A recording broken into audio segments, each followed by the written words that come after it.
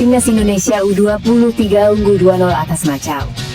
Dalam pertandingan di Stadion Gelora, Delta Sidoarjo, Jawa Timur, Garuda sudah unggul sejak menit 3 setelah Jeong, tim lawan melakukan bunuh diri.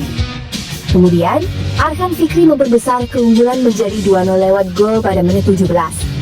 Arhan memanfaatkan kemelut di depan gawang lawan. Ia menyambar bola liar. Sepanjang pertandingan, Indonesia mendominasi pertandingan. Indonesia dituntut untuk memenangkan pertandingan kedua untuk membuka kans lolos ke Piala Asia U23 di Arab Saudi pada Januari 2026. Pada laga perdana, Indonesia harus puas bermain imbang melawan Laos U23. Meski menguasai sepanjang pertandingan, skuad asuhan Gerald Vandenberg tersebut masih kesulitan mencetak gol. Akhirnya kedua tim bermain imbang 0-0 dan masing-masing tim hanya mendapatkan 1 poin. Indonesia harus ada di peringkat 1 untuk bisa lolos dari babak kualifikasi ini, atau setidaknya bisa menjadi runner-up terbaik. Karena untuk runner-up terbaik hanya menyediakan 4 kuota. Patrick Kluivert sempat berkomunikasi dengan Mes Hilges sebelum batal gabung ke Timnas Indonesia. Mes dipastikan absen pada FIFA Matchday bulan September ini meski masuk dalam daftar panggil timnas. Tentunya, ini jadi sorotan karena sang mundur saat pemusatan latihan sudah mulai digelar di Surabaya. Dia saat ini sedang dalam negosiasi dengan klub setelah berambisi untuk meninggalkan Twente FC. Waktu yang dapat membuat sang bek belum bisa bergabung ke timnas. Patrick Kluivert sebenarnya sudah menunggu Mes untuk segera bergabung tim. Apalagi, mereka tidak memiliki banyak waktu untuk mempersiapkan pertandingan melawan Taiwan dan Lebanon. Untuk masalah ini dia sudah berkomunikasi langsung dengan Mes termasuk soal proses kepindahannya ke tim baru.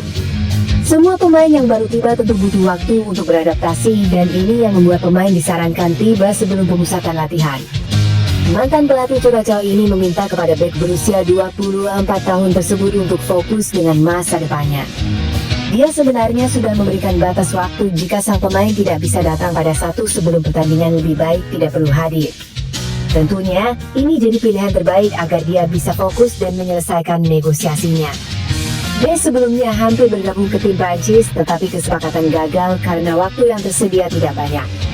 Saya bilang kalau kamu datang lebih lambat dari sehari sebelum pertandingan, kamu harus fokus pada perpindahan grup baru saja, kata Patrick Kluivert. Sementara itu, Calvin Verdon dan Adrian Wibowo masih ditunggu kehadirannya di Surabaya. Verdon saat ini masih dalam suasana duka setelah saudara tirinya baru saja meninggal. Usai resmi menjadi WNI, Liliano Jonathan langsung terbang ke Surabaya untuk bergabung dengan rekan-rekannya guna menjalani tren. Inilah momentum Liliano Jonathan tampil perdana dalam latihan bersama Timnas Indonesia yang dipimpin langsung oleh Patrick Kluivert. Selain Liliano Jonathan, ada juga Mauro Zylstra yang akan mencatatkan debut bersama Timnas Indonesia. Saat ini, skuad Garuda tengah fokus menggelar latihan di lapangan ABC, Kompleks Gelora Bung Tomo, Surabaya, sebagai persiapan menghadapi Taiwan dan Lebanon. Perlu diketahui, Timnas Indonesia akan menjalani agenda penting pada September 2025. Skuad Garuda dijadwalkan melakoni 2 pertandingan kandang dalam rangkaian FIFA Matchday. Kedua laga ini menjadi bagian krusial dari persiapan menuju putaran keempat kualifikasi Piala Dunia 2026 zona Asia. Pertandingan-pertandingan ini akan diselenggarakan di Markas Kebanggaan, Stadion Gelora Bung Tomo, Surabaya. Seluruh pemain, baik yang berkompetisi di liga domestik maupun di luar negeri, sejak 1 September 2025 sudah berkumpul untuk TD.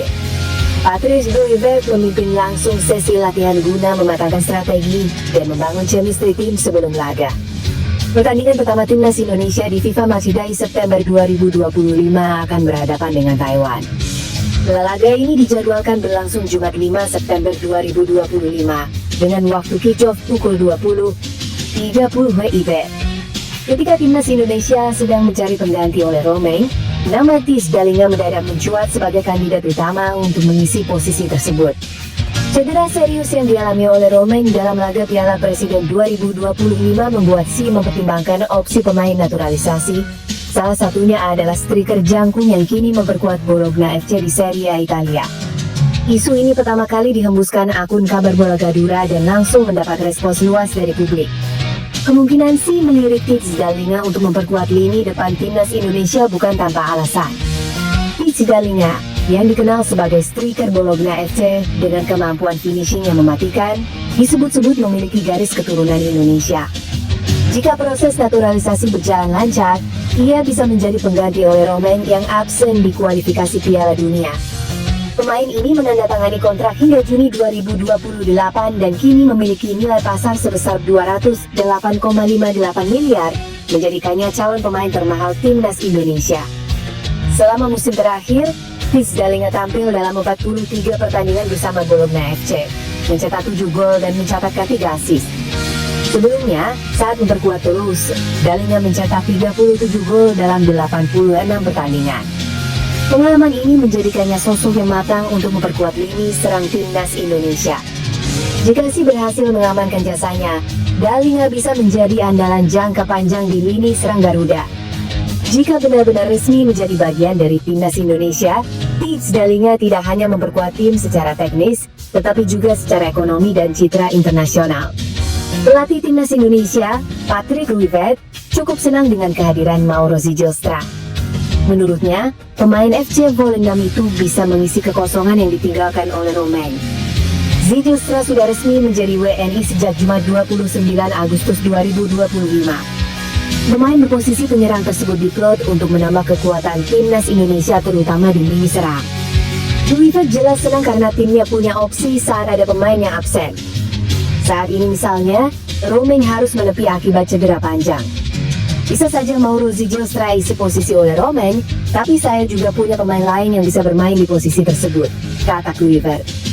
Kendati begitu, pelatih asal Belanda tersebut menyayangkan absennya Romain. Ia harus meracik ulang strategi dengan tidak hadirnya penyerang Oxford United tersebut.